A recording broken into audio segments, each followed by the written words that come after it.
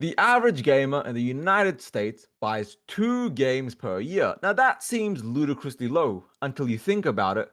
What is the best seller every single year? It's your EA football clubs, it's your Call of Duties, it's your yearly Pokemon game. It's things of that nature that just most people end up buying 1 or 2 games of. Now I thought this was like really, really low until the more you think, the more you realize the average consumer doesn't have that much time to game. So they pick their favorite and just go with it.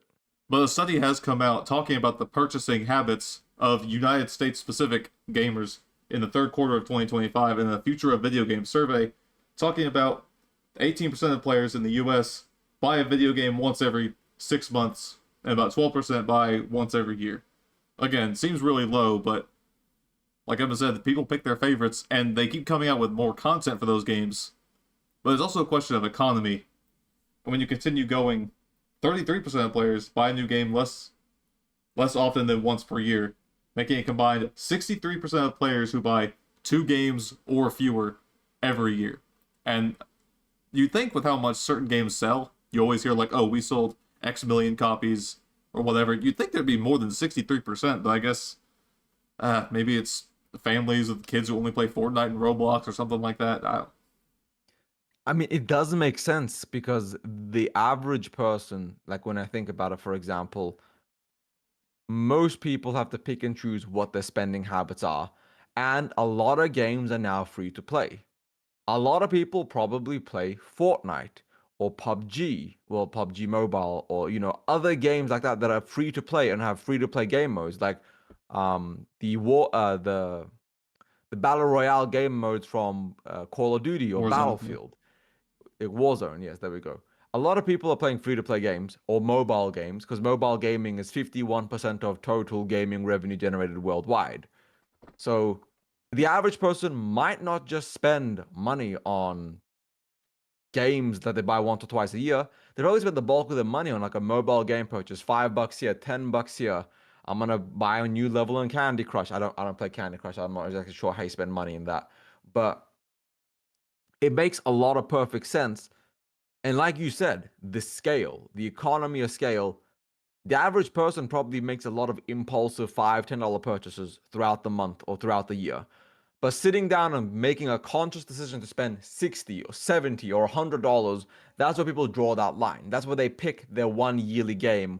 Or, for example, you like NBA 2K. So you buy NBA 2K and then you're like, "Oh, what other game is coming out this year? Oh, I like Elden Ring, so I'm going to pick up Elden Ring Night Rain." And that's your 2 games for the year. Or I bought the yearly card, and then what do I like? I like Sekiro. So you bought Sekiro the year it came out, obviously.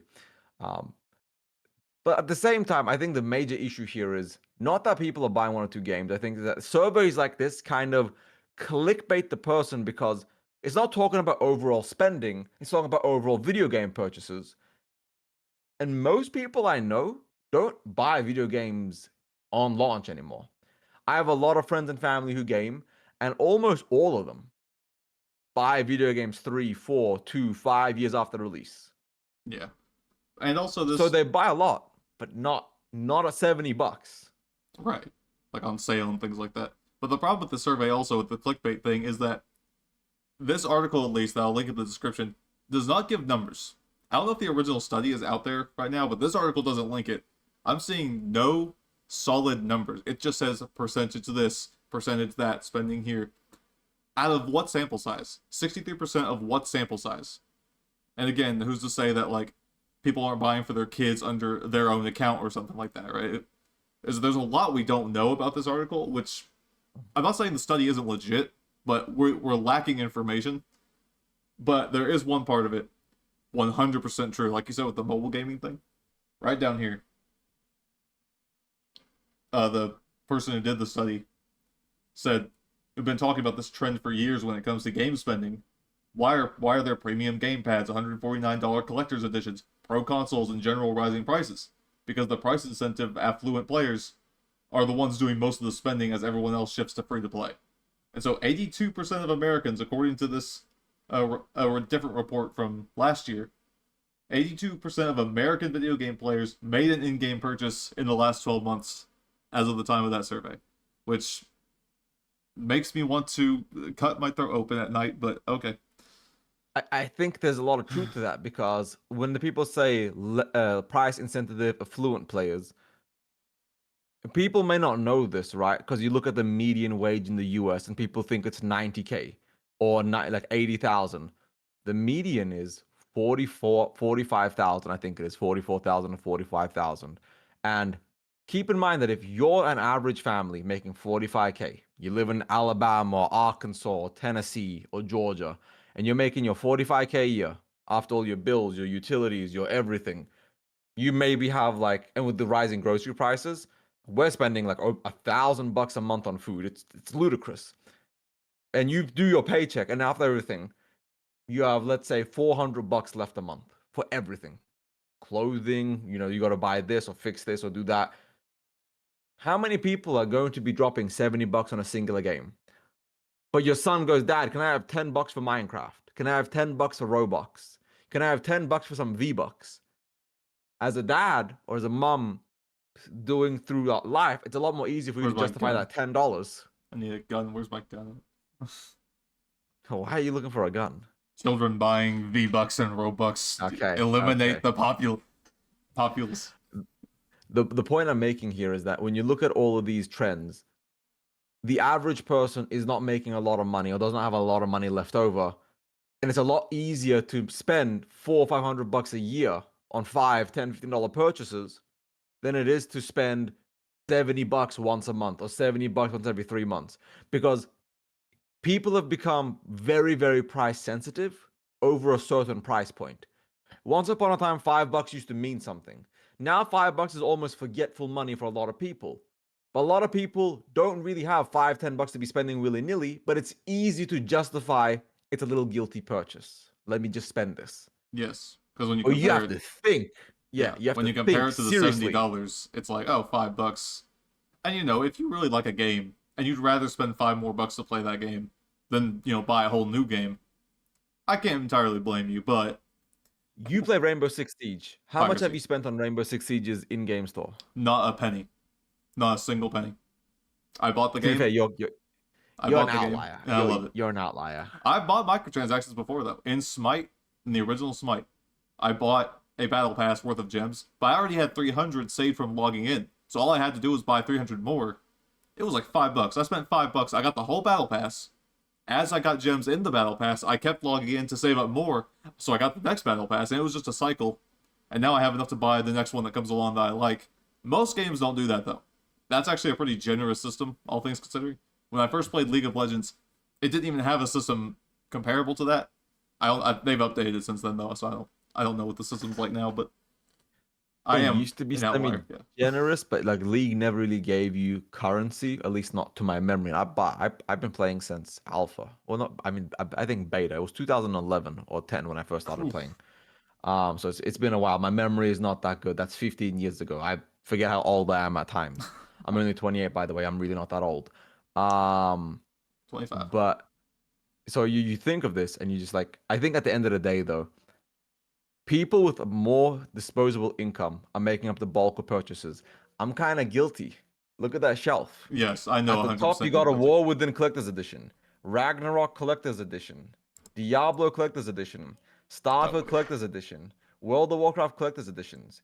I have Baldur's Gate 3. I got Doom.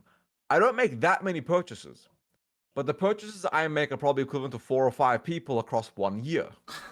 And I feel like people like me who are in decent situations, I'm not wealthy by any means, right? If I was wealthy, I'd have wall-to-wall collector's editions and trophies and collectibles and all that shit. I try to buy things at a discount unless I really love the game. Bethesda scammed me. I wouldn't recommend Starfield 10. It's good now. It wasn't good at launch. I'm really mad about Starfield.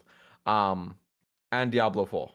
To be fair, I'm the sap that's ruined gaming. I'm gonna be real. It's people like mine's fault that gaming is as bad as it is. You know how many times I wanted to buy those things? I want to buy collector's editions for games I really like, but I can't. I can never justify it. Do you remember the? Understandable. Do you remember the Metal Gear Solid 3 one though? Remember that statue picture I sent you?